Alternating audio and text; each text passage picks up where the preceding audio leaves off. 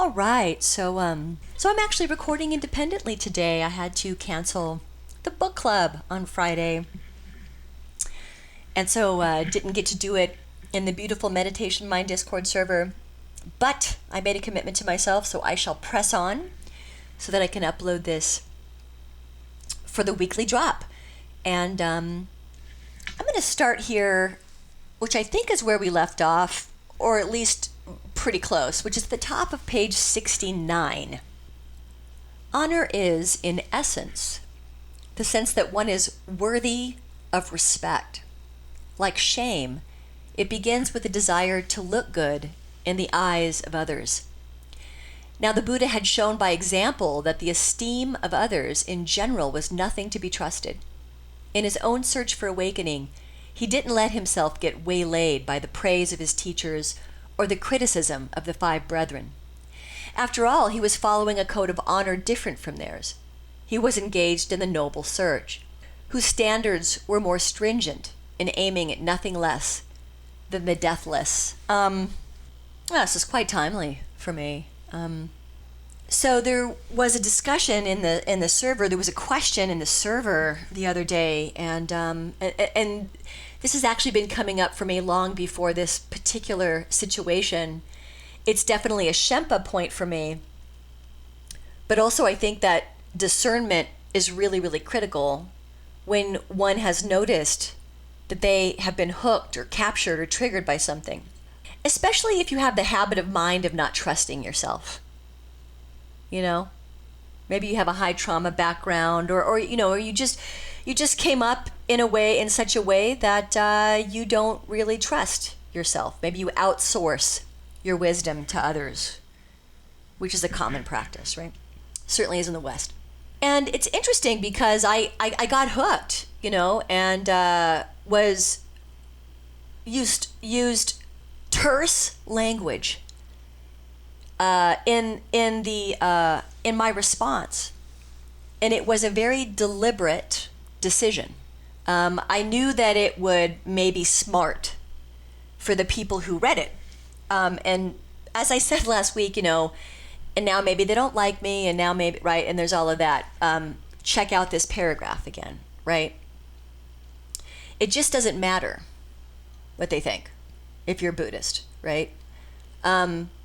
You've made a decision to follow a path. So this is timely for me because what I find happening in a lot of spaces, is that as wonderful concepts like mindfulness or presence or, awareness, insight, awakening, these kind of catchphrases and terms that we use, it's very exciting to see that Homo sapien is beginning to understand a little bit about the mind, and the complexities of the mind, the traps of the mind, in the introduction, right? The fire of the mind. Part of the path that the Buddha taught was to follow the path, So what does this mean for me? It's a fine line that I've been enjoying negotiating in the Meditation Mind server, where the community is very diverse, which is absolutely wonderful. It's one of my favorite things about it, really. And as I mentioned, I'm doing a study right now that was kind of motivated by the beauty and richness of the server. I think the critical discernment from a Buddhist perspective that will arise, probably for people who are studying it, is in not acknowledging source. In other words, in not acknowledging where a teaching comes from, not preaching about it, not saying you should do this, not saying this is the only way, just acknowledging that by omitting that information, that's dishonest. You're robbing the practitioner who's got questions and who is seeking, by omission, you're robbing them of the whole story. And, people on the server can argue with me all they would like. You will not change my mind. Good luck trying. So we'll see if I can stay on the server or not. I guess it just depends on what what is decided. I understand if my view is not welcome, and I don't take it personally. It's a decision, right? It's a decision that every community needs to make for itself. I've never been one much to acquiesce to groups and organizations. Not that I'm judging it, I'm just saying that's just not how I operate. So I have and will continue to leave organizations that don't reflect my values. Yeah. So I know that sounds harsh, and that's cool. Yeah, call me harsh. Call me, I'm such a bitch. What? Gosh, she's such a bitch. Yeah, bring it. Bring it. Anywho, let's read this more. Others praise you, others critique you, whatever, man. Right? It's none of their business, and it's none of your business. And I know that sounds harsh, but if you look into Buddhism, really look into it, then you'll see that harshness is actually the sharp side of radical Buddhism, radical compassionate Buddhism. It's only sharp so that people will hear it. And maybe they will, maybe they won't, but at least the sharpness draws attention to it. So that's what I have to say about that. Yeah! Moving on. After his awakening, though, he realized that the problem with honor lay not with wanting to look good in the eyes of others, but with wanting to look good in the eyes of the wrong people. Wow. A desire for the esteem of unprincipled people can lead you astray.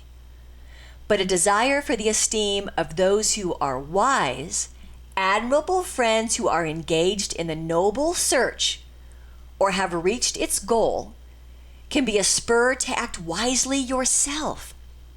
After all, without the Buddha as a noble friend, none of his disciples would have known of the path. And in teaching them the path, the Buddha was training them to become admirable friends as well. In this way, admirable friendship is what keeps the path alive.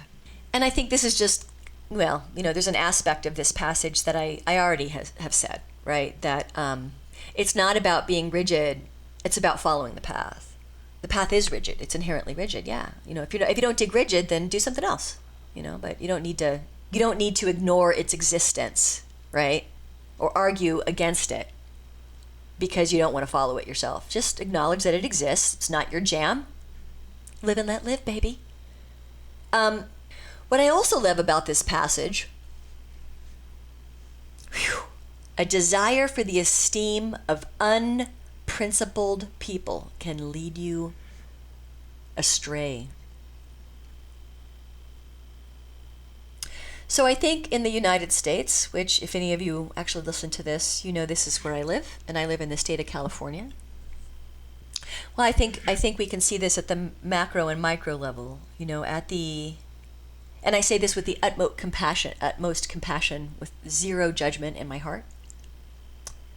I have a lot of people in my life, family, that voted for Donald Trump, and really believe that maybe he's not a good guy, but that he can do good things for the country. And 25 years of meditation practice via Buddhism and the Eightfold Path, so it's beyond meditation, right? Just 25 years of following the Eightfold Path. Okay. So what is that kind of, how does that look now that, that I live here and there's incredible polarization? There's this kind of human need where I live to hold one's views as a priori proxy for the individual. That it's not It's not the thought that is unskillful. It's the human that's unskillful. And I don't even want to apply the term unskillful here because that's too kind of placid. I would say that here in the United States, people have lost their shit, man. There you go. They've lost their shit. And I just wrote an article about this, actually. Thank you so much to the Secular Buddhist Network for publishing that article about what compassion looks like in Buddhism. So you can read that if you want to. But, right now there's a lot of people, to my view, that are putting their esteem back behind really unskillful people, unprincipled people. There's a lot of people in my country who just can't, they don't understand why. They don't understand why or how anyone could elect or re-elect someone who is unprincipled. And Trump is unprincipled, right? I mean, you are, right, Trump? You know that. Or maybe you don't. Maybe you have zero self-awareness. I mean, that's kind of what I observe in you. This isn't again, I really am Buddhist, man. I mean, there's a certain amount of judgment freeness here of I see that in you, Trump, and I see that in some of the people that you have elected to your cabinet, and I see it. A lot of us see it, even if you don't and can't. And so that's scaring a lot of people, right? Your ignorance to your own unprincipled behavior. That's pretty scary to some people, the language, the bombastic kind of theatrics, your approach, which may or may not be genuine. You might just be a P.T. Barnum, right? That's just fucking with us. Regardless, right? Where I live right now, half the country is thrilled and relieved, and half the country is terrified and believes that the United States is going to become an authoritarian state by the end of 2025. I know I'm going way off the rails, and this might be a longer episode today because I've just been processing this, and I've been processing this through Bhikkhu's translations of the Pāli Canon, and I've been processing this through my teachers and also through, as I said, the communities that I'm in. The ones that I find hard to be in, and the ones that I don't find hard to be in, and I think I'm processing it, and I never said I was awake, man. If you're listening to this podcast because you think I'm a guru, then you're in the wrong place.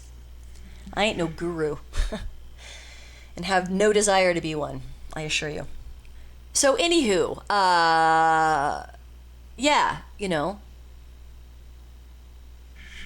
and yes, from a Buddhist perspective, I mean, this is really unwise. But the remedy, and we're not here in the book yet, but it'll be weaved throughout, as perhaps you've already noticed. The remedy here isn't to. Here's the Buddhist remedy to that. Keep your heart open. That's it. Next, and practice, right? I mean, if you're not, keep your heart open. I thought you said you were Buddhist. Right? Don't take what you like and leave the rest. No. Or call yourself something else, right? But please don't call yourself Buddhist, because Buddhism is a practice. Not everybody likes my approach. Yeah, not everybody likes hard truths. So what? It's not my problem. Right? There's an edge to Buddhism. Can you keep an open heart?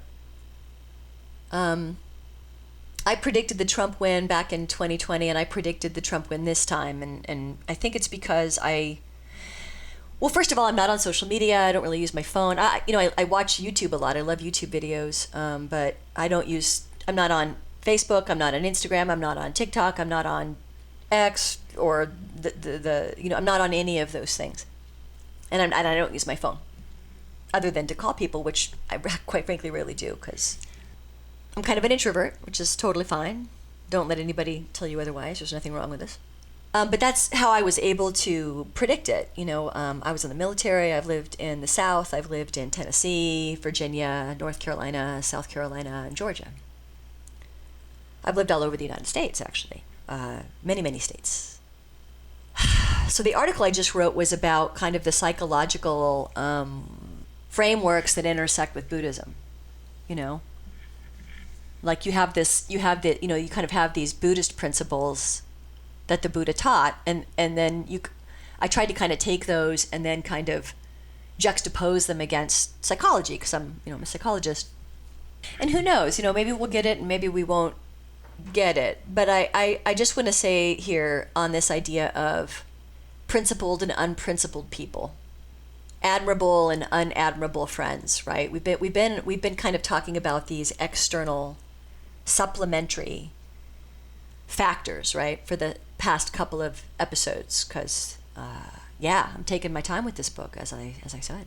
The Buddha's not telling us to judge them. The Buddha's not telling us to shame those who look to them. All that Buddhism asks us to do is to keep our heart open. And you can't keep your heart open if you're in your mental shit all the time. And if you're in your mental shit all the time, you're not practicing. What do you expect? What did you think was going to happen? When are you going to wake up? When are you going to stop outsourcing it? When are you going to do the work? When are you going to face yourself? When are you going to cultivate courage to face yourself? So radical, right? So radical. So I'm going to move on, right? But this little passage right here just feels so important, and I just wanted to kind of speak to that in relationship to the elections, because the United States, if anybody is listening to this at all and lives in the U.S. or follows U.S. media outlets, then you yourself can see that we've lost our shit and that people have kind of gone off the rails, and they've lost their mooring.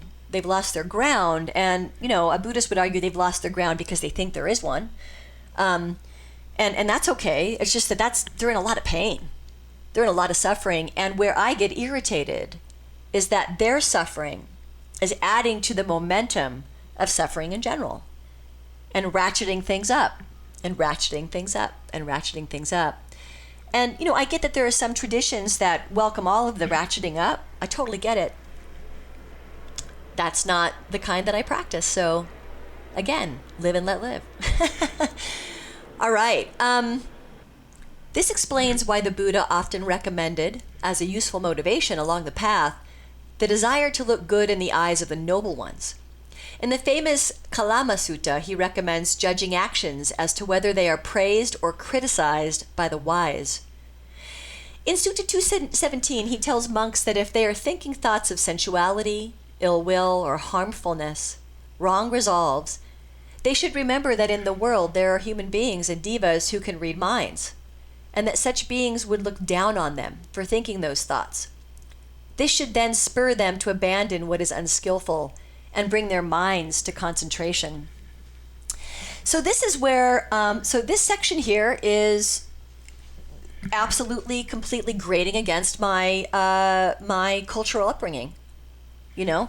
As I talked about in the past, I grew up in the West, and I just didn't grow up with these ideas of divas, and not only that, but I don't even know that I buy that. Again, it almost feels a little bit, shall I say, oxymoronic, to say that we shouldn't look to others, but yet we should look to others. So here's where I would really benefit from having a teacher that's deeply taught in the tradition, that maybe has a long lineage of many people, so that I can kind of get a more pure transmission.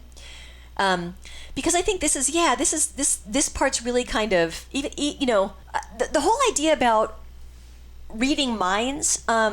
Here's what I'll say about how that works for me, and it kind of speaks to what I talked about a few weeks ago in relationship to this. When you become really, really sensitive, maybe you're, again, I'm sure that there are people who are born this sensitive. Again, I'm not going to get into any of that because I don't know anything about that.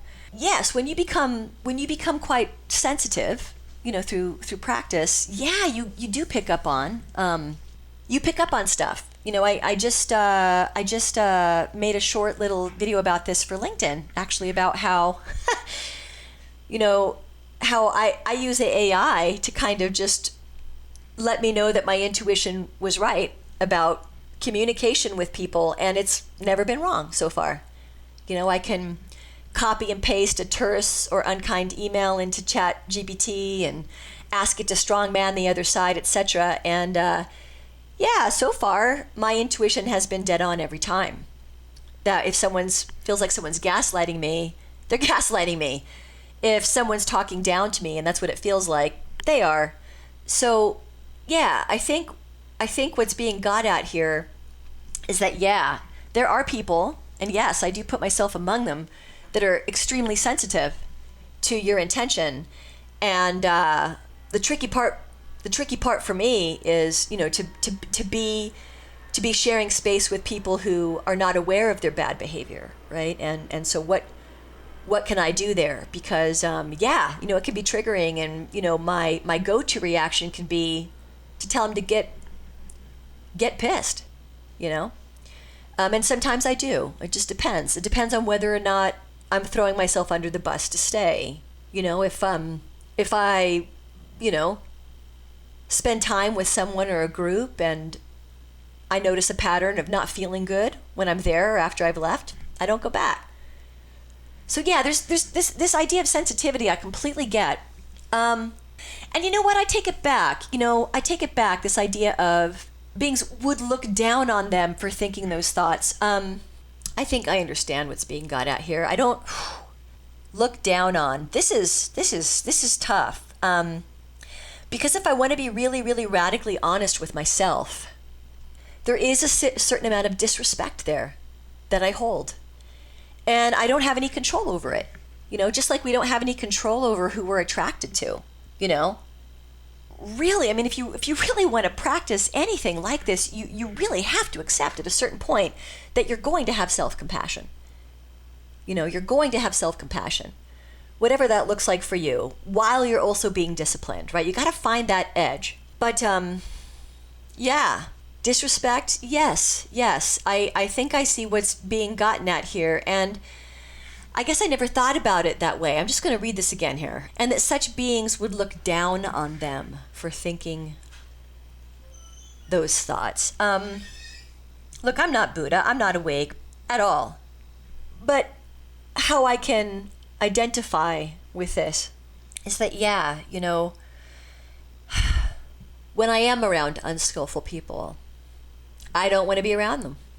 It's maybe, and again, I'm not going to say this is a metaphor. This is the teachings here.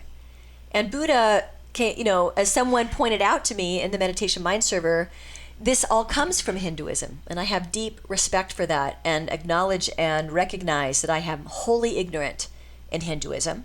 I know nothing about Hinduism. I know about Buddhism. Challenging, interesting stuff to read in this particular moment in time for me. In Sutta 216, he makes references to a custom mentioned often in the Vinaya. See Parajika 4, when a monk was on his deathbed, his fellow monks would ask him if he had attained any superior human state, the jhanas or the noble attainments, and if so, to set his mind on that state. The reflection in Sutta 216 is meant to provoke a sense of honor and shame as a spur to practice in preparation for this event. Do I have any such attainment so that I won't be abashed when asked at that point? In all these passages, the Buddha recommends developing a desire to look good in the eyes of the wise, to foster a sense of shame and honor that will incite the heedfulness needed to make further progress on the path. I see what he's doing. I see what he's up to here. This is Psychology 101. It's how he was teaching his son. So he's using this idea of shame to keep people on the path. Right on. Yeah. I would imagine that if someone didn't have like an ego break, maybe they just bottomed out through addiction and they just broke. They would need something like this. They would kind of need this,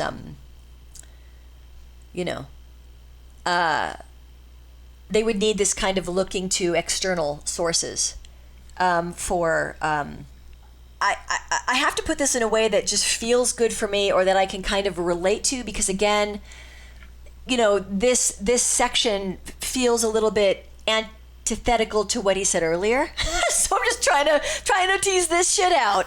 I'm just letting the cuss words fly now because I'm not on Discord and I cuss. So there you go. And I'm struggling. Again, when you use words like shame and honor in the United States, they probably have very different meanings.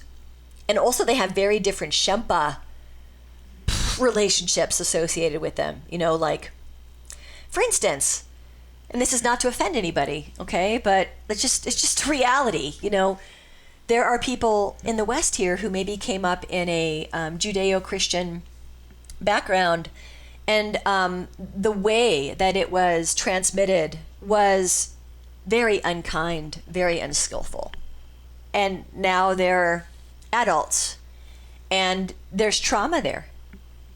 There's trauma there. And so words like shame, for that fabricated state that can exist, I can't speak to other countries. I don't know what your specifics are and how you cognate, and there's way too many potentialities there, so I'm not even going to begin to know. But I have lived in the US my whole life, and I'm well acquainted with American culture, and I'm a part of American culture, and I have lots of people in my life who are part of American culture, and shame's a rough word over here. Depends on who you talk to. So I'll liken this to like asking a pastor or a priest to come in, and pray, or to ask you if you have any final confession. And I have to assume that that's what this particular mechanism is. Again, though, it's a mechanism, and I find that fascinating. Like, why isn't authentic humility there? Why do you have to? Struggling with that, that humility makes it so that you don't have to do what he's talking about here. Right? That humility, when you surrender to it, and to me it's the humility that's required in Buddhism, and he makes no bones about it, right? So then if that's so, then why do you need any of this contraption, right? So, yep, I'm going to move on because I'm out of my depth, or I can just say, hey, Buddha, wish you were alive so that I could get into a discussion with you about this. You could help straighten me out about what you're talking about. And maybe this is the part of like take what you like and leave the rest that people mean. Maybe they don't just mean it like get rid of everything that makes you a little bit uncomfortable, but maybe they just mean, hey, I want to follow this path, but I need to find another way to meet this particular aspect so that I can continue for it to motivate me through legitimate desire and humility. In the instructions to Rahula, the Buddha mentions shame explicitly in two contexts. And yeah, we just talked about this last week. Rahula should develop a shame at the thought of telling a deliberate lie, and he should develop shame around any unskillful mental actions in which he has engaged. But the issue of honor and shame is also implicit in the analogies of the Buddha uses to illustrate his points. This is most obvious in the image of looking in a mirror. People look into mirrors to see how they appear in the eyes of others. In this case, the Buddha tells Rahula to look at his actions in the same way. In other words, Rahula should be concerned not with how his face appears to others, but with how his actions look to the wise. For that is how the wise will judge him, by the extent to which in his thoughts, words, and deeds he tries to avoid afflicting others as well as himself. Okay. Yes, I get this and I see this. And again, we're now getting into territory where I need someone who knows more about Buddhism than I do. Because I'm just kind of I'm really grappling, with what do I do when I look in the mirror? Because I understand where he's going with this, I really do. And I like to look in the mirror for sort of the reasons that he's describing. And this is also the reason why, we meditate on our death. It's kind of the same. To me, it's serving the same function. But if you're looking in the mirror, imagining that you're looking at what the world is seeing, then you're still relying on external conditions. And so this is once again, this sounds a little bit contradictory. Let me tell you what happens to me when I choose to use this mirror trick. I'm not thinking about how other people are perceiving me. I also believe that there are places where, so far in the minimal amount of reading that I've done, there are places where I find Buddha kind of contradictory. Where on the one end he's saying, feel shame, look good for other people, because then, maybe if other people caring about you and what you look like is going to motivate you, great. This doesn't sound like waking up to me, though. This sounds like, it sounds like virtue signaling. That's what it sounds like. It sounds like you don't actually feel any of those things. You just don't want other people to not like you anymore. So, yo, Buddha, help me out. Here's what I do when I look in the mirror. Some of you will like this and appreciate it, appreciate what I'm saying here and what the intention is, and others of you will be like, that's stupid. It's all good, baby. I look into my own eyes deeply. That's right. Deeply. I say to myself, I love you. I say to myself, you're a jackass. I ask myself what I can do today to be of service to. But, again, if I was to do everything that he's telling me to do here, then I would never push back. But yet Buddha wants us to push back. I'm just going to keep on going. But again, if anybody's listening to this, reach out, man. Because, The image of the empty dipper expands on this point.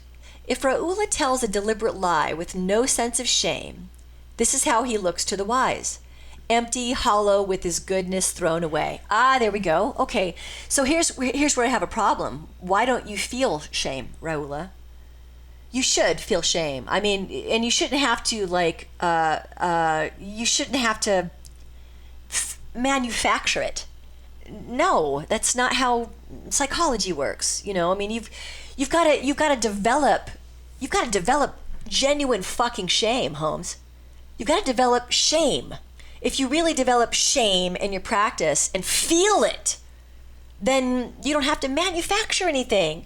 You'll feel it naturally. When I'm unkind and unwise, I immediately feel shame because I know that I've hurt someone and I'm someone, but you only can get to that through practice, so, hey, Raula, if you're not feeling a deliberate sense of shame, sit your ass down, son, you lazy practitioner. Action! Do the work. Love you. Even the image of the elephant is a lesson in honor in the Buddha's sense of the word. At first glance, it might seem that the elephant, who doesn't protect his trunk and has given his life to the king, would be a positive image. After all, that's what a king would want in an elephant. And it exemplifies the kind of behavior that's often viewed as honorable in warrior cultures. But the Buddha actually presents the image in a negative light. The elephant's willingness to risk its trunk is a sign of its servility to the king. In this way, the Buddha is telling Raula that being heedful to protect his truthfulness, in the same way that the other elephant protects his trunk, is a point of genuine honor, a sign that he is a servant to no one, neither to anyone outside nor to defilements inside. Damn, Sarah! If you just would have read on, like last week. Will you ever learn? Let me just read this last part again. In this way, the Buddha is telling Raula that being heedful to protect his truthfulness protects his trunk. Okay. I think I understand what is being got at here. And if I have this right, then thanks, Buddha. Thanks, Bhikkhu, for making Buddha available and giving me access, making Buddha accessible to English speakers everywhere. It's a great translation. Many thanks, sir. Okay. He just answered my question. He just said, yo, I'm not telling you to be servile to a king. No, that's not what I said. Good, because I'm not servile to anyone. So good, Buddha, because I'm not going to be servile to you either, brother. But protecting the trunk. Oh, yeah. Now that I get. So I'm going to read. I think I'm just going to kind of read on a little bit and see if in the reading, maybe this will just kind of organically help me out. Help me to be able to connect it to my own kind of fabricated, conditioned state. This inversion of the old military sense of honor is echoed in the Buddha's comments in Sutta 185. That better than victory in battle over 1,000 men is victory over one person, yourself. Oh, mother, oh. Yes, okay. Yeah, and so that's what he means by protecting the trunk. Yeah, I think that that's kind of something that I've had to kind of tease out in this Discord server, is that, so I see behavior that I think is unskillful. My practice teaches me to be truthful. So I am truthful. I have no control over how my truthfulness is perceived. I use truthfulness in this context as it's defined in the Pāli Canon, okay, in this book, or in the Eightfold Path, in the teachings of the Buddha, right? My understanding, and to me, it's being kind of reaffirmed here, is that how it's received is really none of my concern. You're not my job. Your feelings aren't my job. They're not. Having said that, the job is to find the sharp and soft blade of compassion in this practice, of you've got to protect the trunk. And so if you're kicking up frustration, anger, resentment, these are things that I've been grappling with, right, over the, really quite frankly, since the election. It's been momentum that I've been caught up in. And I've allowed myself to, get caught up in because we're all feeding, right? We're all feeding all the time, and the people and our environment is wholly conditioning our subjective experience 24/7, right? But I hear what he's saying here, that yes, I've noticed it in myself, just this annoyance, anger, frustration, fear that this beautiful teaching is going to be lost forever because people will keep taking it and just taking little parts of it and then repackaging it and then not ever telling people where they got that stuff from, which means that nobody will ever know what the pure original transmission was someday. And that's heartbreaking to me. That's why I kind of go to the mat for it. I do. Go check out the server, man. See how I go to the mat for it. And I'm not going to stop going to the mat for it. So, as I explained lovingly, probably the best bet would be to just not have me in the server. If you're looking for someone who doesn't, you don't want them to point people to where the term mindfulness originally came from. They don't have to agree with it, like it, dig it, but I'm not going to leave it out because I've decided that it's my job to decide what they can and can't handle, right? Who am I? Nobody, just like you. But yeah, as you can see, even in the tone of my voice right now, I'm pissed, right? So I'm not protecting the trunk of my elephant. I'm not protecting my trunk. I've allowed some aggregates to have their way with me this week. And, the best that I can do right now really is just to kind of let that fire kind of rage. Today I sat for almost an hour and a half in Vipassana, because really in the Buddhist tradition, there's really nothing you can do. It's all impermanent. You just have to, you meditate, you just let it rage and rage and rage and rage and rage and rage and rage. And you just you keep bringing your attention back to And I'm not even going to say the words because they're so diluted now. Just do it. Just practice. So thank you, Bhikkhu, and thank you, Buddha, for helping me to see where you're going, and you're right. And I think that's also kind of how I feel like it got resolved. You know, the moderator of this, one of the moderators of this server is just lovely, you know, and, you know, I wrote them with my concerns. They wrote me back. I wrote them back. You know, we'll see where it goes, but it's all a very loving exchange. You know, it's all a very loving exchange, and we can do that with each other. You know, and I would challenge you that if you can't get into a loving exchange with someone in your life, then that says a lot more about you and your trauma than it does about them. And I realize, you know, I don't even allow comments on my podcast because, yeah, I'm in the U.S., man. Are you kidding? Buddhism isn't popular here. We're like 1%. Yeah, especially right now. Dang, dude. But yeah, this is an action practice. You know, there's no excuses here.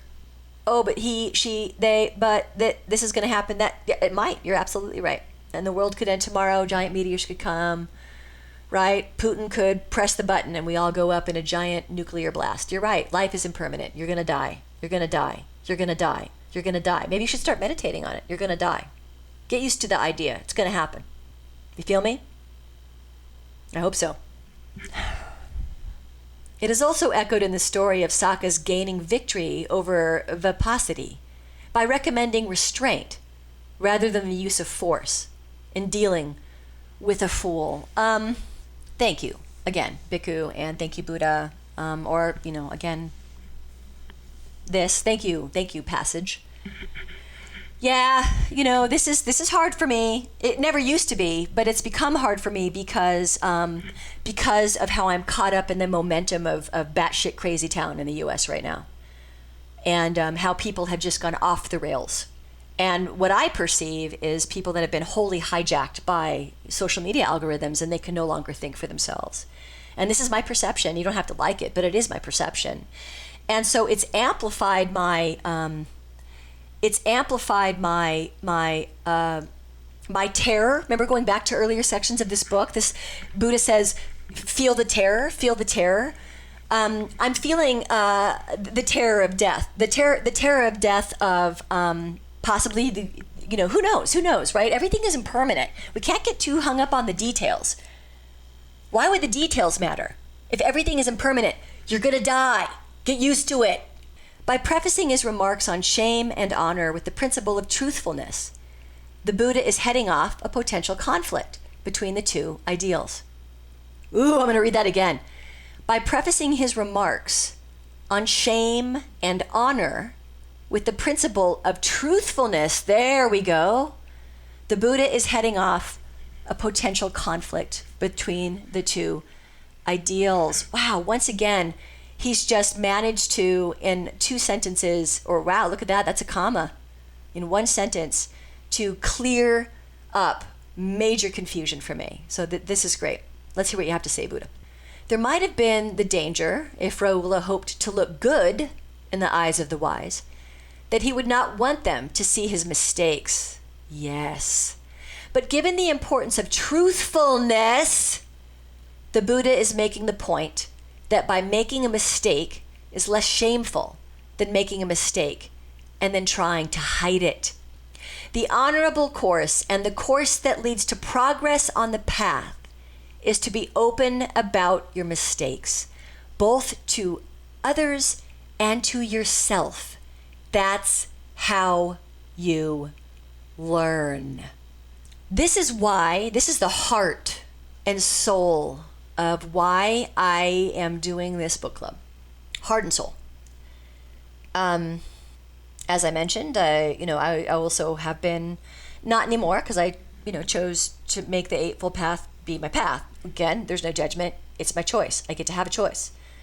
But I worked a 12-step program for about 22 years. 2 of them, actually. 1 11, the other 22. This is a really important idea in the 12-step model. If there's anybody who's listening to this and maybe you're in the 12-step model and you recognize something here. Maybe you see the 4th step here, the 5th step, the 6th step, the 7th step. This is kind of what, the Buddha's getting at here. And I agree. I agree that in order for me to be able to open my heart to truly gain the benefits that the Buddha promises if you follow this path, and by the way, it was no easy walk. And it continues, as you can see, right? But that's what I want you to see. That's why I'm doing this. I want you to see how sloppy and messy it is, how sloppy and messy I am. I don't know everything. When I have a hard time with the passage, I'm going to tell you. When I'm out of my depth, I'm going to tell you. I don't care what you think about me. No offense. But I do want to be authentic with you. I want you to hear this, and you don't. And again, maybe you will, maybe you won't. That's none of my concern, none of my business. You do you. I'm doing me. But that is why I'm not a quote unquote guru. I don't know shit. Okay, and quite frankly, neither do you. So own up to it. We only know what we know until we don't know it anymore. If you can feel me on that. Time for a little humility, eh? At the same time, the Buddha shows Rahula that the purpose of telling the wise about his mistakes was not simply to hear their judgment of what he had done wrong, but also to get their advice on how to get it right the next time around. This means that the wise are to be known not only by the standards by which they judge your actions, but also by their motivation for judging them, to help you become more skillful in the future. This is how they express their genuine goodwill, not in trying to make you feel good about your errors, but in helping you learn how not to repeat them. That way you'll be able to taste the joy that comes with knowing that your actions are harmless, a joy that goes deeper than mere self-acceptance, and that allows your integrity to become more self-reliant. Your need to look good in the eyes of the wise lessens as your own eyes become more and more wise.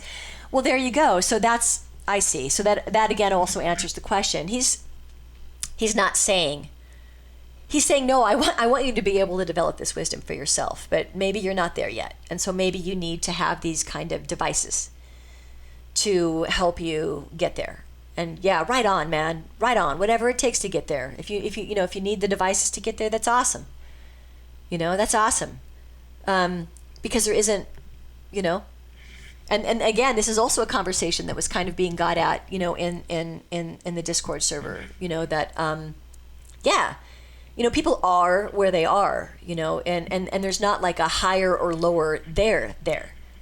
There's no, it's all the same shit show, people. Right? At least from what I practice, what their view. I think that this passage also, though, says a whole lot about how important it is for people to really understand what Buddha is talking about when he's talking about, the external factor of, another voice and, an honorable friend that just make sure that they have what you want. Right?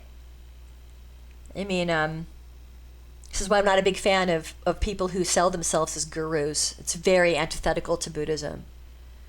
Anytime you hear someone say they're Buddhist and that they're a guru, they're not Buddhist. Negative. And I encourage you to call them out, actually, because they're actually doing a disservice to people by not being truthful. And that's why gurus can be dangerous, right? Because, first of all, are they even walking the walk? I mean, who are you following? Right? I mean, we're all morons. What? So that maybe they're just a little bit of a less moronic, maybe, than you, because they're a little, right? It's like at a certain point, you sure you want to outsource? Be mindful, right? And so here again, I get what he's saying. He's saying, great, if you need to outsource it, number one, be wise, man. Be discerning. Go back and listen to the last episode, right? Don't make an asshole your guru. You sure that's what you want? So yeah, we can only really know that for ourselves, right? Like for instance, there will be people who just think that I'm a terrible human and a terrible Buddhist because I cuss. Right on. yeah, I guess I'm not for you. No problem. Right? So you got to find, and you also got to look at the walk that they walk. They're not going to be perfect, okay? They're not going to be perfect. We're not perfect. If we were perfect, we're not perfect. But do they appear to be efforting to be kind and compassionate in the world? And again, I'm speaking for myself, man. Maybe you don't value that stuff. I don't know. I don't know you. But I'm Buddhist. I do me. As we will see when we discuss the factors of the Noble Eightfold Path in detail, the standards by which the wise judge your actions relate to right view, and their purpose in judging relates to right resolve. As you internalize their values, you develop in these two path factors as well. The Buddha's instructions in training Rahula to be the kind of student he wanted eventually bore fruit. Instead of taking pride in the fact that he was the Buddha's son, Rahula showed a willingness to learn from all the monks. And after he gained awakenings, the Buddha extolled him for being foremost among the monks in his desire for training. Of course, Rahula at that point had no need for the Buddha's praise, as he had already found a deathless happiness that was beyond the reach of other people's respect. Hear that. That's what true liberation sounds like. Instead, the Buddha was praising Rahula for the sake of posterity, to show that shame and honor can be useful tools on the path. So in the Buddha's first instructions to Rahula, we see how admirable friendship as an external factor fosters the internal factors needed both for getting onto the path and for staying there all the way to the end. These instructions are also distinctive in highlighting the uses of a healthy sense of shame and honor, qualities that not only serve as supplementary factors in getting onto the path, but also help to internalize the factors of right view and right resolve. And as well see in Chapter 8, and as we will see in Chapter 8, they are useful attitudes for generating the desire needed to engage in right effort. In this way, they function as part of the cluster of interacting qualities that give rise to the path and nurture its continuing development. Okay, so I think that's a really great place to leave it, actually. So again, if you listen to this, thank you. Thanks for giving me a listen to, and I hope you're well. I hope that you got something of value. And take great care. See you soon.